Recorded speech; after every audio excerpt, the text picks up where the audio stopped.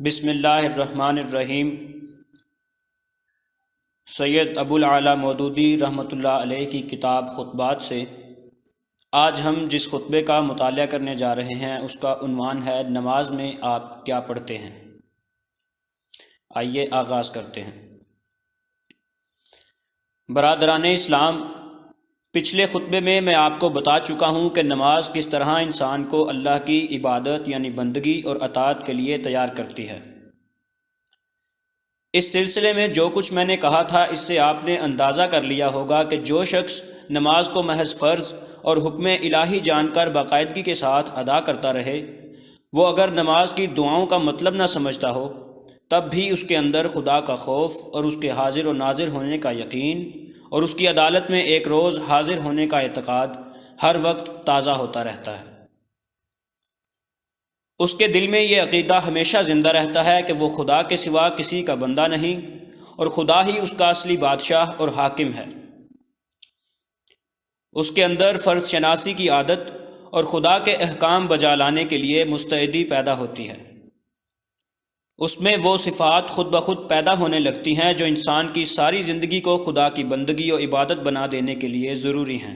اب میں آپ کو یہ بتانا چاہتا ہوں کہ اگر انسان اسی نماز کو سمجھ کر ادا کرے اور نماز پڑھتے وقت یہ بھی جانتا رہے کہ وہ کیا پڑھ رہا ہے تو اس کے خیالات اور اس کی عادات اور خصائل پر کتنا زبردست اثر پڑے گا۔ اس کے ایمان کی قوت کس قدر بڑھتی چلی جائے گی اور اس کی زندگی کا رنگ کیسا پلٹ جائے گا۔ اذان اور اس کے اثرات۔ سب سے پہلے اذان کو لیجئے۔ دن میں 5 وقت آپ کو یہ کہہ کر پکارا جاتا ہے: اللہ اکبر، اللہ اکبر، اشہد اللہ الہ الا اللہ، اشہد ان محمد الرسول اللہ، حی علی الصلاۃ، حی علی الفلاح، اللہ اکبر، اللہ اکبر، لا الہ الا اللہ۔ اذان کا ترجمہ یہ ہے: خدا سب سے بڑا ہے، خدا سب سے بڑا ہے۔ میں گواہی دیتا ہوں کہ خدا کے سوا کوئی معبود نہیں، کوئی بندگی کا حقدار نہیں۔ میں گواہی دیتا ہوں کہ محمد صلی اللہ علیہ وآلہ وسلم اللہ کے رسول ہیں۔ آؤ نماز کے لیے، آؤ اس کام کے لیے جس میں فلاح ہے۔ اللہ سب سے بڑا ہے، اللہ سب سے بڑا ہے، اللہ کے سوا کوئی معبود نہیں۔ دیکھو یہ کیسی زبردست پکار ہے۔ ہر روز 5 مرتبہ یہ آواز کس طرح تمہیں یاد دلاتی ہے کہ زمین میں جتنے بڑے خدائی کے دعوے دار نظر آتے ہیں سب جھوٹے ہیں۔ زمین و آسمان میں ایک ہی ہستی ہے جس کے لیے بڑائی ہے اور وہی عبادت کے لائق ہے۔ آؤ اس کی عبادت کرو، اسی کی عبادت میں تمہارے لیے دنیا اور آخرت کی بھلائی ہے۔ کون ہے جو اس آواز کو سن کر ہل نہ جائے؟ کیوں کر ممکن ہے کہ جس کے دل میں ایمان ہو وہ اتنی بڑی گواہی اور ایسی زبردست پکار سن کر اپنی جگہ بیٹھا رہے اور اپنے مالک کے آگے سر جھکانے کے لیے دوڑنا پڑے۔ وضو۔ اس آواز کو سن کر تم اٹھتے ہو اور سب سے پہلے اپنا جائزہ لے کر دیکھتے ہو کہ پاک ہوں یا ناپاک، میرے کپڑے پاک ہیں یا نہیں، میرا وضو ہے یا نہیں ہے۔ گویا تمہیں اس بات کا احساس ہے کہ بادشاہ دو عالم کے دربار میں حاضری کا معاملہ دنیا کے دوسرے سب معاملات سے مختلف ہے۔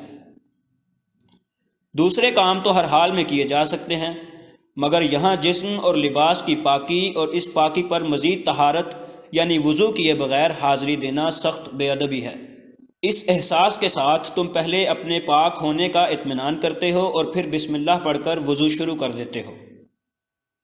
اس وضو کے دوران اگر تم اپنے آزاد ہونے کے ساتھ ساتھ اللہ کا ذکر کرتے رہو اور فارغ ہو کر وہ دعا پڑھو جو رسول اللہ صلی اللہ علیہ وآلہ وسلم نے سکھائی ہے تو محض تمہارے اعضاء ہی نہ دھلیں گے بلکہ ساتھ ساتھ تمہارا دل بھی دھل جائے گا۔ اس دعا کے الفاظ یہ ہیں: اشہد ان لا الہ الا اللہ وحدہ لا شریک لہ واشہد ان محمدا عبدہ ورسولہ اللہم اجعلنی من التوابین واجعلنی من المتطہرین۔ یعنی میں شہادت دیتا ہوں کہ اکیلے ایک لا شریک خدا کے سوا کوئی معبود نہیں ہے، اور میں شہادت دیتا ہوں کہ محمد صلی اللہ علیہ وآلہ وسلم اللہ کے بندے اور رسول ہیں۔ خدایا مجھے توبہ کرنے والوں میں شامل کر اور مجھے پاکیزگی اختیار کرنے والا بنا۔ نیت۔ اس کے بعد تم نماز کے لیے کھڑے ہوتے ہو، منہ قبلے کے سامنے ہے، پاک صاف ہو کر بادشاہ عالم کے دربار میں حاضر ہو۔ سب سے پہلے تمہاری زبان سے یہ الفاظ نکلتے ہیں: اللہ اکبر، اللہ سب سے بڑا ہے۔ اس زبردست حقیقت کا اقرار کرتے ہوئے تم کانوں تک ہاتھ اٹھاتے ہو، گویا دنیا و ما فیہا سے دستبردار ہو رہے ہو۔ پھر ہاتھ باندھ لیتے ہو، گویا اب تم بالکل اپنے بادشاہ کے سامنے با ادب دست بستہ کھڑے ہو۔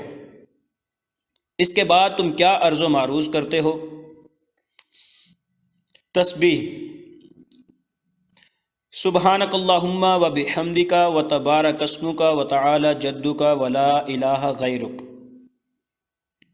یعنی تیری پاکی بیان کرتا ہوں اے اللہ، اور وہ بھی تیری تعریف کے ساتھ۔ بڑی برکت والا ہے تیرا نام، سب سے بلند و بالا ہے تیری بزرگی، اور کوئی معبود نہیں تیرے سوا۔ تعوذ: اعوذ باللہ من الشیطان الرجیم، خدا کی پناہ مانگتا ہوں میں شیطان مردود کی دراندازی اور شرارت سے۔ بسم اللہ الرحمن الرحیم، شروع کرتا ہوں میں اللہ کے نام سے جو نہایت مہربان اور رحم فرمانے والا ہے۔ حمد یعنی سورہ فاتحہ۔ الحمد للہ رب العالمین، الرحمن الرحیم، مالک یوم الدین، ایاک نعبد و ایاک نستعین، اہدنا الصراط المستقیم، صراط الذین انعمت علیہم غیر المغضوب علیہم ولا الضالین، آمین۔ تعریف اللہ ہی کے لیے ہے جو تمام کائنات کا رب ہے، نہایت رحمت والا، بڑا مہربان ہے، روز آخرت کا مالک ہے جس میں اعمال کا فیصلہ کیا جائے گا اور ہر ایک کو اس کے کیے کا پھل ملے گا۔ اے مالک، ہم تیری ہی عبادت کرتے ہیں اور تجھ ہی سے مدد مانگتے ہیں۔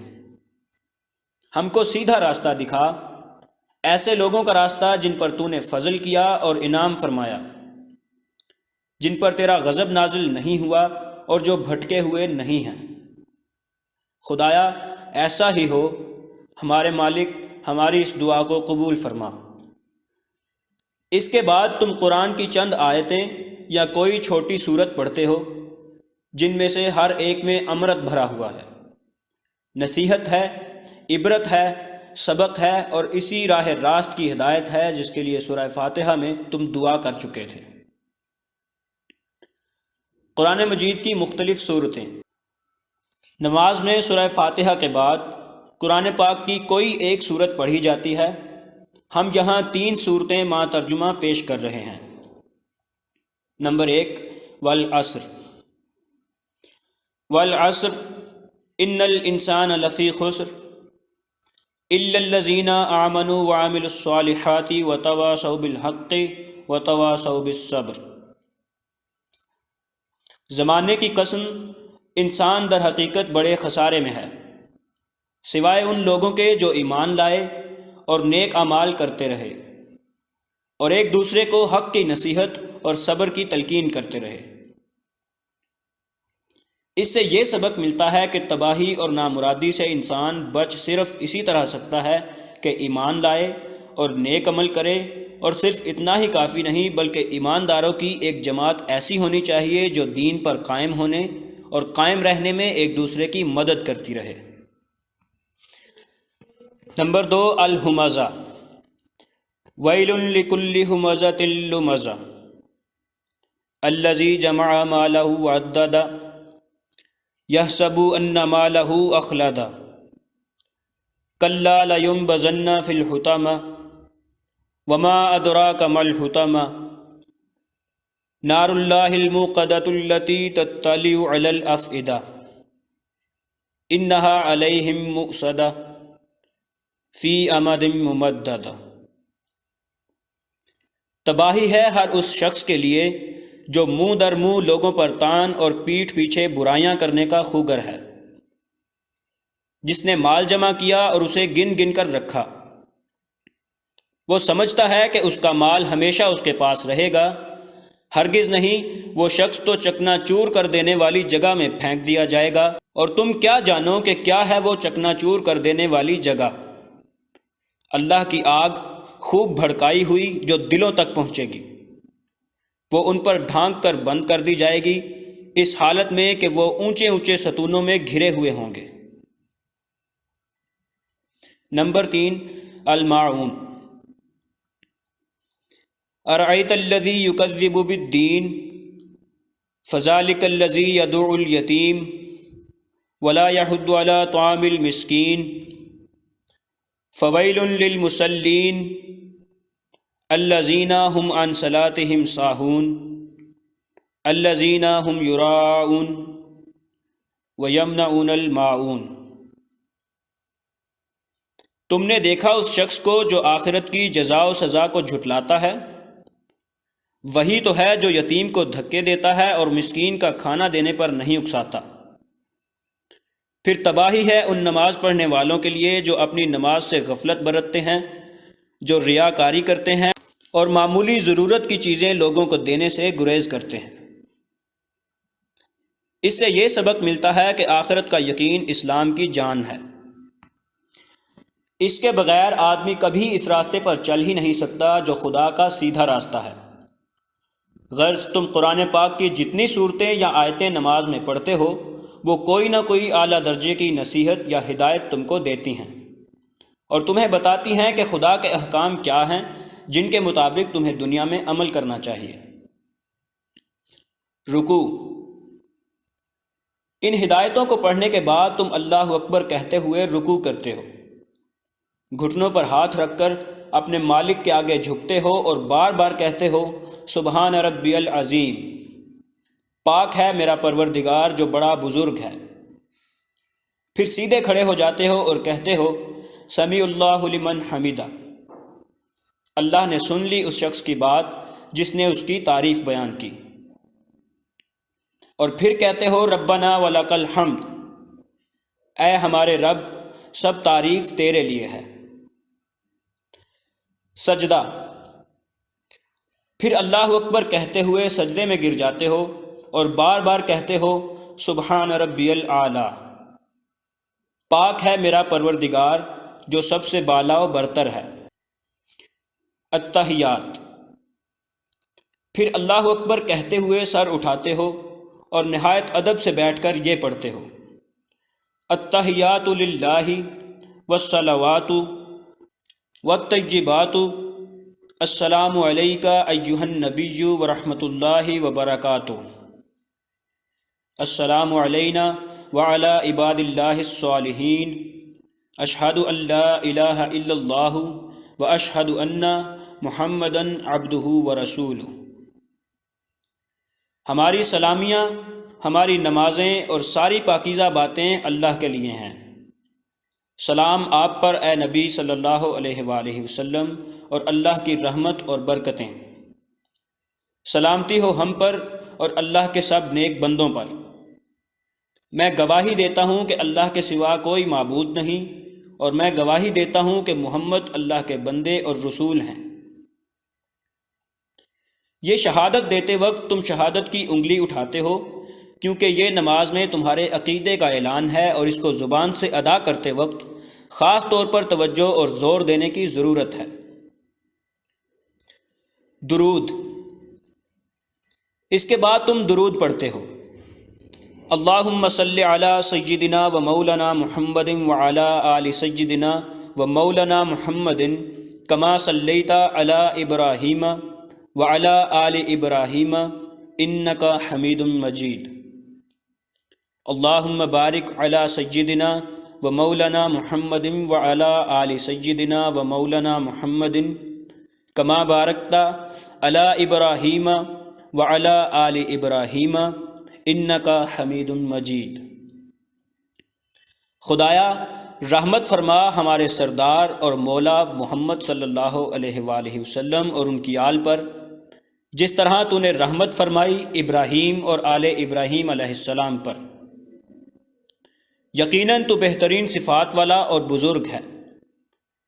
اور خدایا برکت نازل فرما ہمارے سردار اور مولا محمد صلی اللہ علیہ وآلہ وسلم اور ان کی آل پر، جس طرح تو نے برکت نازل فرمائی ابراہیم علیہ السلام اور آل ابراہیم پر۔ یقیناً تو بہترین صفات والا اور بزرگ ہے۔ دعا۔ یہ درود پڑھنے کے بعد تم اللہ سے دعا کرتے ہو: اللہم انی اعوذ بک من عذاب القبر واعوذ بک من عذاب جہنم واعوذ بک من فتنۃ المسیح الدجال واعوذ بک من فتنۃ المحیا والممات اللہم انی اعوذ بک من الماسم والمغرم۔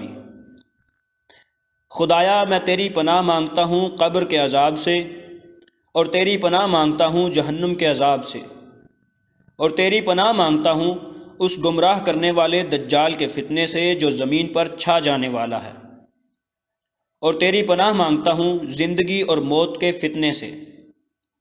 خدایا میں تیری پناہ مانگتا ہوں برے اعمال کی ذمہ داری اور قرض داری سے۔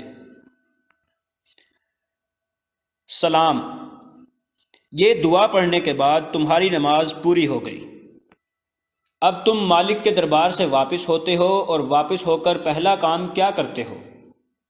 یہ کہ دائیں اور بائیں مڑ کر تمام حاضرین اور دنیا کی ہر چیز کے لیے سلامتی اور رحمت کی دعا کرتے ہو: السلام علیکم ورحمۃ اللہ۔ گویا یہ بشارت ہے جو خدا کے دربار سے پلٹتے ہوئے تم دنیا کے لیے لائے ہو۔ یہ ہے وہ نماز جو تم صبح اٹھ کر دنیا کے کام کاج شروع کرنے سے پہلے پڑھتے ہو، پھر چند گھنٹے کام کاج میں مشغول رہنے کے بعد دوپہر کو خدا کے دربار میں حاضر ہو کر دوبارہ یہی نماز ادا کرتے ہو، پھر چند گھنٹوں کے بعد تیسرے پہر کو یہی نماز پڑھتے ہو، پھر چند گھنٹے مشغول رہنے کے بعد شام کو اسی نماز کا اعادہ کرتے ہو، پھر دنیا کے کاموں سے فارغ ہو کر سونے سے پہلے آخری مرتبہ اپنے مالک کے سامنے جاتے ہو۔ اس آخری نماز کا خاتمہ وتر پر ہوتا ہے، جس کی تیسری رکعت میں تم ایک عظیم الشان اقرار نامہ اپنے مالک کے سامنے پیش کرتے ہو۔ یہ دعائے قنوت ہے۔ قنوت کے معنی ہے خدا کے آگے ذلت و انکساری، اطاعت اور بندگی کا اقرار۔ یہ اقرار تم کن الفاظ میں کرتے ہو؟ ذرا غور سے سنو: اللہم انا نستعینک ونستہدیک ونستغفرک ونؤمن بک ونتوکل علیک ونثنی علیک الخیر کلہ ونشکرک ولا نکفرک ونخلع ونترک من یفجرک اللہم ایاک نعبد ولک نصلی ونسجد والیک نسعی ونحفظ ونرجو رحمتک ونخشی عذابک ان عذابک بالکفار ملحق۔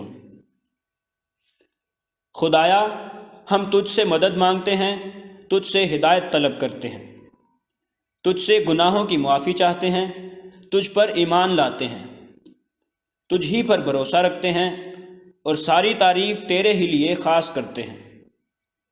ہم تیرا شکر ادا کرتے ہیں، ناشکری نہیں کرتے۔ ہم ہر اس شخص کو چھوڑ دیں گے اور اس سے تعلق کاٹ دیں گے جو تیرا نافرمان ہو۔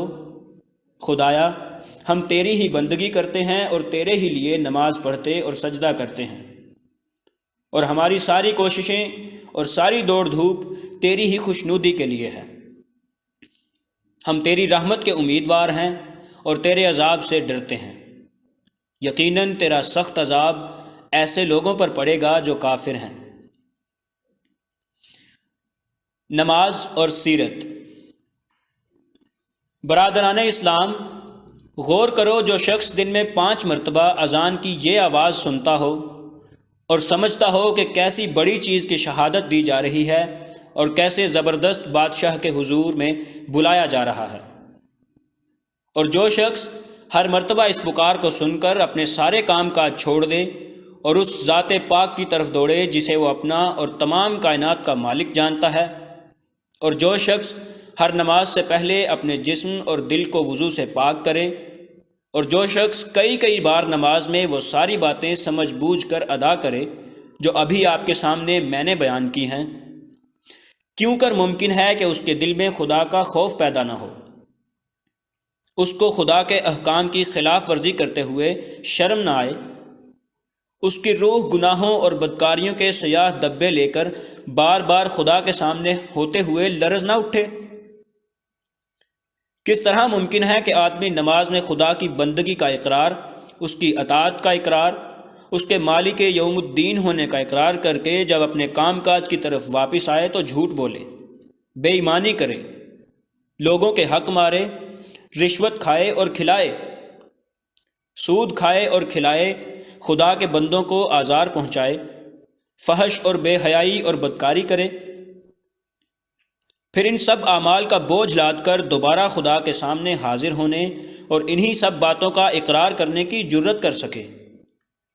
ہاں، یہ کیسے ممکن ہے کہ تم جان بوجھ کر خدا سے 36 مرتبہ اقرار کرو کہ ہم تیری ہی بندگی کرتے ہیں اور تجھ ہی سے مدد مانگتے ہیں، اور پھر خدا کے سوا دوسروں کی بندگی کرو اور دوسروں کے آگے مدد کے لیے ہاتھ پھیلاؤ؟ ایک بار تم اقرار کر کے خلاف ورزی کرو گے تو دوسری مرتبہ خدا کے دربار میں جاتے ہوئے تمہارا ضمیر ملامت کرے گا اور شرمندگی پیدا کرے گا۔ دوسری بار خلاف ورزی کرو گے تو اور زیادہ شرم آئے گی اور زیادہ دل اندر سے لعنت بھیجے گا۔ تمام عمر یہ کیسے ہو سکتا ہے کہ روزانہ 5 مرتبہ نماز پڑھو اور پھر بھی تمہارے اعمال درست نہ ہوں، تمہارے اخلاق کی اصلاح نہ ہو اور تمہاری زندگی کی کایا نہ پلٹے؟ اسی بنا پر اللہ تعالیٰ نے نماز کی یہ خاصیت بیان فرمائی ہے کہ یقیناً نماز انسان کو بے حیائی اور بدکاری سے روکتی ہے، لیکن اگر کوئی ایسا ہے کہ اتنی زبردست اصلاح کرنے والی چیز سے بھی اس کی اصلاح نہیں ہوتی تو یہ اس کی طینت کی خرابی ہے، نماز کی خرابی نہیں، پانی اور صابن کا قصور نہیں، اس کی وجہ کوئلے کی اپنی سیاہی ہے۔ بھائیو، آپ کی نمازوں میں ایک بہت بڑی کمی ہے، اور وہ یہ ہے کہ آپ نماز میں جو کچھ پڑھتے ہیں اس کو سمجھتے نہیں۔ اگر آپ تھوڑا سا وقت صرف کریں تو ان ساری دعاؤں کا مطلب اردو میں یا اپنی مادری زبان میں یاد کر سکتے ہیں۔ اس سے یہ فائدہ ہوگا کہ جو کچھ آپ پڑھیں گے اسے سمجھتے بھی جائیں گے۔ دینی کتب کی مزید آڈیوز اور مفید معلومات کے لیے ہمارے چینل مینٹورز اکیڈیمیا کو ابھی سبسکرائب کر لیں۔